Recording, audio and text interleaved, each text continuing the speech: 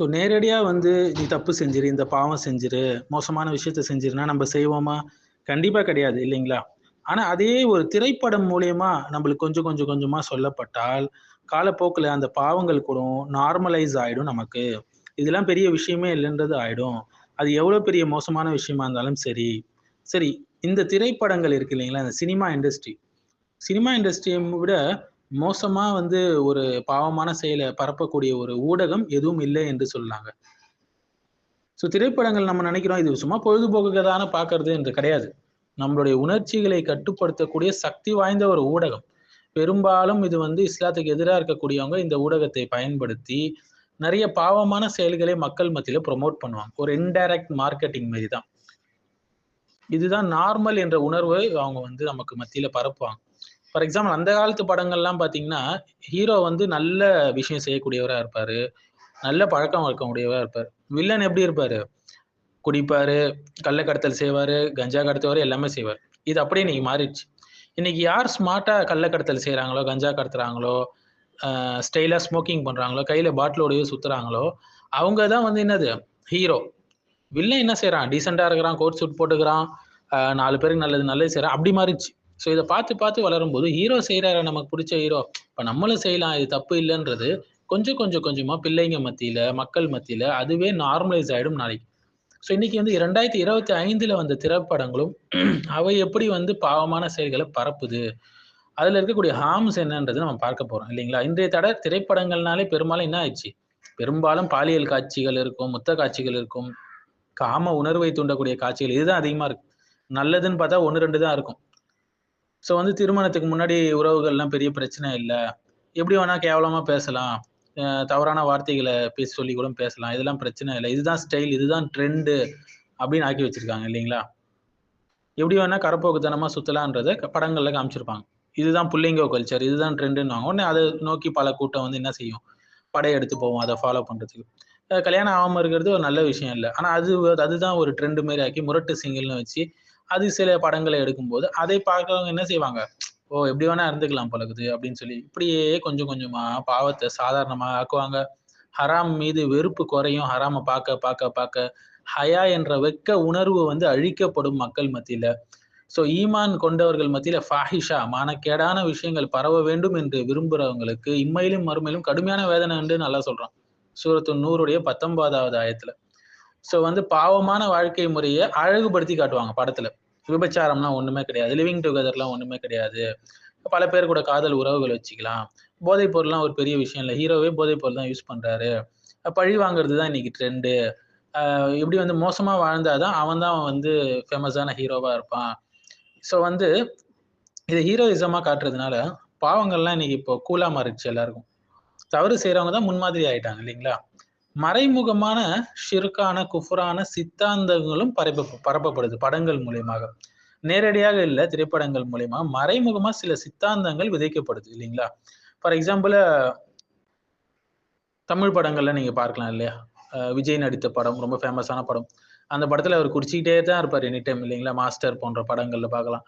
So புரொஃபசர்னா குடிக்கலாம். அது ஒரு பிரச்சனை இல்லன்ற மாரி காட்டியிருப்பாங்க. இத பார்த்து வளரும்போது என்ன செய்வான் ஒருத்தவன்? குடிக்கிறதெல்லாம் ஒரு சும்மா ஒரு சோசியல் இதுதான். அதெல்லாம் பிரச்சனை இல்லன்னு சொல்லி அத பார்த்தே வளருவான். விக்ரம் என்ற ஒரு படம் கூட வந்தது. ஸோ அதுல பார்த்தீங்கன்னா, அந்த கூல் லிப்ன்னு சொல்லக்கூடிய அந்த ட்ரக்க வந்து அது வந்து சாக்லேட் மாரி. அத சாப்பிட்டா ஒண்ணும் இல்லன்ற மாரி காட்டியிருப்பாங்க. இப்ப இதெல்லாம் பிள்ளைங்கள் பார்க்கும்போது, நெறைய பேர் அத வாங்குவாங்க. போதைப் பொருள் வியாபாரம் நல்லா அவங்களுக்கு நடக்கும். ஸோ வந்து நோய் வந்து மக்களுக்கு, லாபம் வந்து என்னது? பெரும் பெரும் பணக்கார முதலாளிகளுக்கு. ஸோ இது போன்ற சில ரஜினிகாந்த் படங்கள்ல கூட பார்க்கலாம் இல்லைங்களா? கையில பாட்டிலோட இருக்கிறது, குடிக்கிறது, தம் அடிக்கிறது, இது எல்லாமே வந்து ஒரு ஹீரோ செய்யக்கூடியதா காட்டியிருப்பாங்க, இந்த காலத்து படங்கள்ல. ஸோ இதெல்லாம் பார்த்து பிள்ளைங்கள் வளரும்போது, இதெல்லாம் ஒரு பழக்கம் இல்ல. இது சாதாரண விஷயம் தான் இந்த காலத்துல அப்படின்னு சொல்லி மாறிடுவாங்க இல்லைங்களா? இது போன நெறைய படங்கள் டியூடு படம் பார்க்கலாம். ஜென் இசட் கலாச்சாரத்த வந்து ப்ரமோட் பண்ணியிருப்பாங்க இல்லைங்களா? பொறுப்பற்ற வாழ்க்கைய வந்து சாதாரணமாக ஆக்கியிருப்பாங்க அதுல. இத பார்த்துட்டு நெறைய பேர் என்ன செய்வாங்க, அது பக்கம் ஒரு டீம் போகும். ஓ! இப்படி வாழ்றது தான் ட்ரெண்ட் போல இருக்குதுன்னு சொல்லி. அடுத்தது வந்து கூலி போன்ற படங்கள்லாம் பார்க்கலாம். மிகுந்த வன்முறை காட்சிகள் இருக்கும். மனித உயிருக்கு மதிப்பே இல்லாமல் ஆக்கியிருக்கும் இல்லைங்களா? அந்த ரவுடி என்ன பண்ணுவான்? ரூ. 5 ரூ. 10 பிச்சை எடுத்துன்னு இருப்பான் மார்க்கெட்ல. அவன ஒரு ஹீரோ வந்து அடிக்கிறேன், தட்டி கேட்கிறேன்னு சொல்லி மார்க்கெட்ல இருக்கிற காய்கறிய சேதப்படுத்துவாரு, கத்திரிக்காவ சேதப்படுத்துவாரு, டொமேட்டோவ சேதப்படுத்துவாரு. ஸோ இதுதான் ஹீரோயிசம். சும்மா விட்டுருந்தாலே அவன் சும்மா போயிருப்பான். இப்போ இவ்வளோ இது தக் லைஃப் படம் வந்தது இல்லைங்களா?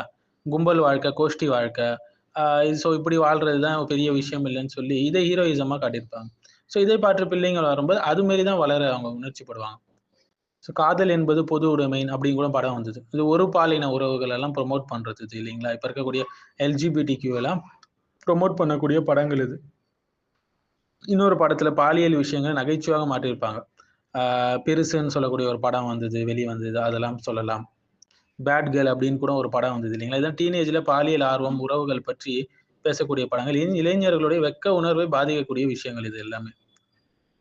அதுபோல ஆங்கிலத்துல வந்து த ஹவுஸ்மெய்டு, சின்னர்ஸ், ஃபைனல் டெஸ்டினேஷன்ஸ் இது போன்ற படங்கள்லாம் எவ்வளோ இது எல்லாமே வந்து தவறான பாலியல் வன்முறையை தூண்டக்கூடிய படங்கள் இல்லைங்களா? இப்ப வந்த படம் கூட அவதார்ன்னு ஒரு படம் வந்தது இல்லைங்களா? அதுல என்ன ஃபாலோ பண்றாங்க? சீனர்களோட அந்த மத கலாச்சாரங்கள ப்ரமோட் பண்ணுவது. இது மாரி மரம் இருக்கும். அந்த மரத்து கூட என்ன செய்வாங்க? ஆவிகள்லாம் கனெக்ட் ஆகும், கனெக்ட் பண்ணலாம் அப்படின்லாம் காமிச்சிருப்பாங்க. சின்டோயிசம் சொல்லுவாங்க. அத ப்ரமோட் பண்ற மாரி வந்த படங்கள் தான் இந்த அவதார் போன்ற படங்கள் எல்லாம். ஸோ வந்து ஆசையை வந்து எப்படி கடவுளாக்கியிருப்பாங்க. படங்கள்ல இத நார்மலைஸ் ஆக்கியிருப்பாங்க. புகழ், செல்வம், இன்பம் இதுதான் வாழ்க்கையோட இலக்குன்னு காமிச்சிருப்பாங்க. ஸோ அத நோக்கி என்ன செய்வாங்க? அத பார்க்கக்கூடிய மக்கள். அதுதான் வாழ்க்கையோட கோல்ன்னு சொல்லி, வாழ்க்கையுடைய உண்மையான நோக்கத்த விட்டு தவறாக போவாங்க இல்லைங்களா? அர்ஜுன் ரெட்டி போன்ற படங்கள்லாம் வந்தது இல்லைங்களா? இதுல வந்து விபச்சாரம், குடி, கோவப்படுறது இதுதான் உண்மையான காதல் என்ற பெயர்ல நியாயப்படுத்தியிருப்பாங்க. ஆண்கள் வந்து அகந்தையோடு சுத்தலாம். பெண்கள் வந்து பொருளாக பார்க்கக்கூடிய மனநிலை. இது எல்லாமே ப்ரமோட் பண்ணக்கூடிய ஒரு ஹிடோனிசம், ஈகோ வொர்ஷிப்ப ப்ரமோட் பண்ணக்கூடிய படங்கள் தான் இந்த அர்ஜுன் ரெட்டி, ஆதித்யா வர்மா இது போன்ற படங்கள். அடுத்து சூப்பர் டீலக்ஸ் போன்ற படங்கள்லாம் வெளியாச்சு இல்லைங்களா? இது வந்து விபச்சாரம், திருநங்கை, பாலியல் குழப்பங்கள் இதே எல்லாமே ப்ரமோட் பண்ணக்கூடியதா வந்து எல்லாம் சரிதான் என்ற ஒரு மாரல் ரிலேட்டிவிசம் இதை பிரபலப்படுத்துற மாரி ப்ரமோட் பண்ற மாரி வந்த படங்கள் தான் இது. 96ன்னு ஒரு படம் வந்தது இல்லைங்களா? திருமணத்துக்கு முன்னாடி பழைய காதல் நினைவுகளை புனிதமாக்கி காட்டக்கூடிய படங்கள். ஸோ அடுத்தது வந்து சில படங்களோட பேர் சொல்றதுக்கே அசிங்கமா இருக்கு. ஸோ அதனால அதெல்லாம் நம்ம பார்க்க வேண்டாம். இருட்டு என்ற பெயர்ல ஆரம்பிச்சிருக்கும் அந்த படம். எல்லாருக்கும் தெரியும். ஸோ அத பத்தி நம்ம பேச வேண்டாம். ஆடை போன்ற படங்கள்லாம் வந்தது. நிர்வாணம், உடல் சுதந்திரம் என்ற பேர்ல எப்படியெல்லாம் இந்த கலாச்சாரத்த பரப்ப முடியுமோ, அப்படியெல்லாம் செல்ஃப் வொர்ஷிப்ப வந்து இது வந்து சிறிய ஷிர்க் இது. இத பரப்பியிருப்பாங்க. என் உடல், என் சட்டம் என்று சொல்லக்கூடிய இந்த விஷயங்கள் எல்லாம் இந்த படங்கள்ல பரப்பியிருப்பாங்க. அடுத்தது ரொம்ப ஃபேமஸான லவ் டுடே போன்ற படங்கள். திருமணத்துக்கு முன் உறவுகள், அப்புறம் வந்து ஃபோன் பிரைவசி என்ற பேர்ல சந்தேகம், பாவத்த வந்து சாதாரணமாக்கி காட்டுறது. இதுதான் ஜென் இசட் உடைய வாழ்க்கை என்பது போல காட்டுறது. இது எல்லாமே ஜினாவ நார்மலைஸ் பண்ணக்கூடிய படங்கள். அடுத்து கொலை செய்யறது, பழி வாங்குறது, அதிகார அரசியல், வன்முறை தான் புத்திசாலித்தனம் இதெல்லாம் காமிச்சிருப்பாங்க. செக்க சிவந்த வானம் போன்ற படங்கள்ல நம்ம பார்க்கலாம். பேட்டை போன்ற படங்கள் எல்லாம் கும்பல் கலாச்சாரம், மாஸ் ஹீரோ, புள்ளைங்க இது எல்லாமே காமிச்சிருப்பாங்க. ஒரு சில நல்லதுகள் இந்த படங்கள் மூலியமா இருந்தாலும், பெரும்பாலும் காட்டப்படுறது 99% குஃபுரும், ஷிர்க்கும், பாவங்களும் தான். ஸோ அதுதான் பிள்ளைங்க மைண்ட்ல நிக்கும், மக்களோட மைண்ட்ல நிக்கும். ஆசிரியர் தான் அடிதடி ஹீரோவா இருப்பாரு. குடிப்பார், நல்லா ரவுடி கலாச்சாரம் இதெல்லாம் மாஸ்டர் போன்ற படங்கள்ல பார்த்திருக்கலாம். அடுத்து சில படங்கள்ல சட்டத்த கையில எடுத்திருப்பாங்க. சட்டத்த இது பின்பற்றாம கையில எடுத்துருப்பாங்க. லியோ போன்ற படங்கள்ல குடும்ப பாதுகாப்பு என்ற பெயர்ல தொடர்ச்சியான கொலைகள், வன்முறைகளை நியாயப்படுத்துறது. இதுல எண்ட் ஜஸ்டிஃபை த மீன்ஸ் என்ற இந்த தவறான சித்தாந்தத்தை பரப்பக்கூடிய விஷயங்கள். ஸோ இந்த படங்கள்லாம் நம்ம பார்க்கணும்னு அவசியம் இல்லைங்க. அதனுடைய கதை, ஸ்டோரி லைனு, ரிவ்யூ படிச்சாலே நமக்கு தெரியும். இந்த படங்கள் எவ்வளவு மோசமானது. இதை விட்டு நம்ம பிள்ளைங்கள தூரமாக்கணும். ஏன்னா இப்ப வளர்ற பிள்ளைங்கலாம் YouTube குழந்தைகள், Google குழந்தைகள், Netflix குழந்தைகளா வளர்றாங்க. ஸோ இவங்களுக்கு வந்து நல்லது, கெட்டது நம்ம சொல்லிக் குடுக்கணும். கெட்டது அத பார்க்கக்கூடாதுன்னு சொல்லிக் குடுக்கணும். ஸோ இது வந்து திரைப்படங்களுடைய விமர்சனம் அல்ல. மாறாக இது வந்து ஈமான், அஹ்லாக் எப்படி நம்ம பாதுகாத்துக்கணும் என்பதற்கான ஒரு வழிதான். இந்தியன் போன்ற படங்கள்லாம் நீதியின் பேர்ல வன்முறையை பரப்புறது இல்லைங்களா? சட்டத்த அவங்கவங்க கையில எடுத்துக்கலான்றத நார்மலைஸ் ஆக்கி வச்சிருக்காங்க இந்த படங்கள்ல. கங்குவா போன்ற படங்கள்ல பழங்குடியுடைய தெய்வீக தன்மை, மாயம் நம்பிக்கைகள், அனிமிசம் போன்ற ஷிர்கான விஷயங்களை பரப்பக்கூடியதாக இருக்குது. அயலான் அப்படின்ற படங்கள்லாம் வந்தது இல்லைங்களா? இது எல்லாமே வந்து செக்யுலர் ஹியூமனிசத்த மனித அறிவு தான் எல்லாமே என்று காட்டக்கூடிய படங்கள். கேப்டன் மில்லர்ன்னு படம் வந்தது. இது ஆயுதம் வச்சிருக்கிறவன் தான் மரியாதைக்குரியவன், கண்ணியத்துக்குரியவன். வன்முறையை மையமாக கொண்ட படங்கள் இதெல்லாம் இல்லைங்களா? அடுத்து மார்க் ஆண்டனி போன்ற படங்கள். விதியை வந்து கையாள்றது, கால மாற்றம். இது வந்து விதி மீது சந்தேகப்பட வைக்கக்கூடிய விஷயங்கள இந்த படங்கள்ல ஹேண்டில் பண்ணியிருப்பாங்க.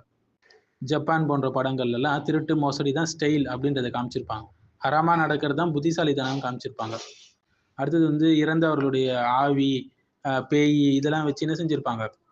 ஆவிகள் இது போன்ற கான்செப்ட்ல வச்சு சில படங்கள் எடுப்பாங்க. அரண்மனை, டிமாண்டி காலனி இது போன்ற மடங்கள், மந்திர தந்திரத்தை நம்புறது, தாயத்து கட்டுறது, இது போன்ற ஷிர்கான விஷயங்களை நார்மலைஸ் ஆக்கியிருப்பாங்க. யோசிச்சு பாருங்க, ஒரு ஜோசியக்காரனை வீட்டுல கூப்பிட்டு யாருமே வந்து ஜோசியம் பார்க்க மாட்டோம். அதே ஜோசியம் வந்து டிவியில பார்த்தாங்கன்னா அமைதியா உட்காந்துட்டு அதை கேட்டு நிற்போம். சினிமா, சீரியல் என்ற பெயர்ல. கிட்டத்தட்ட அதை நம்ம ஆதரிக்கிறோன்றது தான் இது காட்டுது. ஸோ சத்தியத்தை தேடுறவங்களுக்கு இதுவே போதுமானதுன்னு நிறைய பார்க்கணும்னு அவசியம் இல்லை. ஒருத்தவன் வந்து நம்ம கிட்ட நடிச்சு ஏமாத்தினா அவனை திட்டுறோம், உதைக்கிறோம்.